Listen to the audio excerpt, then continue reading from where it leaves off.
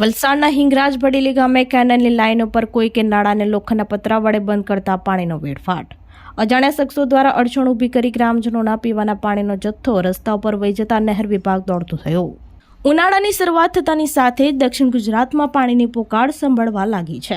એક તરફ ગ્રામીણ વિસ્તારોમાં લોકો પીવાના પાણી માટે ટીપે ટીપા માટે વલખા મારી રહ્યા છે, ત્યારે વલસાડના બદેલી નહેર ફળિયા પાસે નહેર વિભાગની કેનાલમાં અજાણ્યા શખ્સો દ્વારા અડચણ ઊભી કરી દેવાતા હજારો લીટર પાણીનો વેડફાટ થયો છે।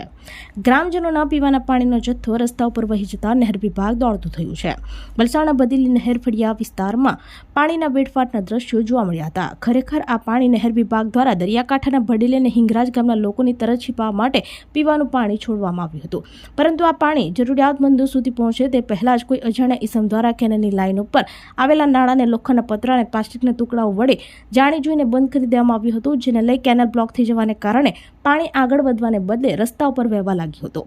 હજારો લીટર શુદ્ધ પાણી ગટરો અને રસ્તા ઉપર વહી જતા સ્થાનિકોમાં રોષ જોવા મળ્યો હતો। ઘટનાની જાણ થતાં જ નહેર વિભાગના અધિકારીઓ તાત્કાલિક સ્થળ ઉપર દોડી આવ્યા હતા અને નહેરમાં મુકાયેલી અડચણ દૂર કરી પાણીનો પ્રવાહ રાબેતા મુજબ કર્યો હતો।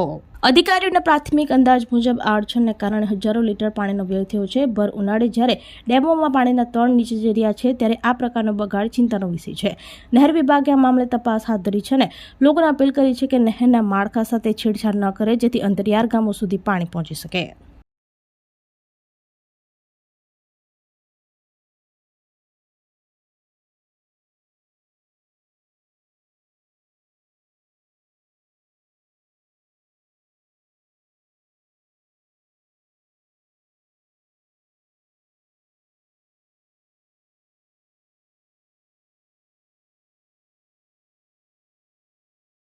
મારું નામ જીગર કુમાર છે। હું વર્ક આસિસ્ટન્ટ છું। આ જે નહેર છે એ વલસાડમાંથી અહીંયા બદેલી શીત તળાવ જે છે એમાં પીવાના પાણી માટે અમારું અહીંયાથી પાણી જાય છે ને અહીંથી પાણી આવે છે। હવે અહીંયા પ્રશ્ન બન્યું એવું છે કે અહીંયા નાળામાં કોઈ ઈસમ દ્વારા અહીંયા અંદર નાળું બ્લોક કરી નાખેલું, તૂટેલું પતરું અને પેલો જે ડ્રમ આવે એનું ઢાંકણ મૂકીને ડ્રમ કરેલું હતું। અમારો માણસ સવારના ડેલીનું અહીંથી ચેકઅપ કરીને જ આવે છે।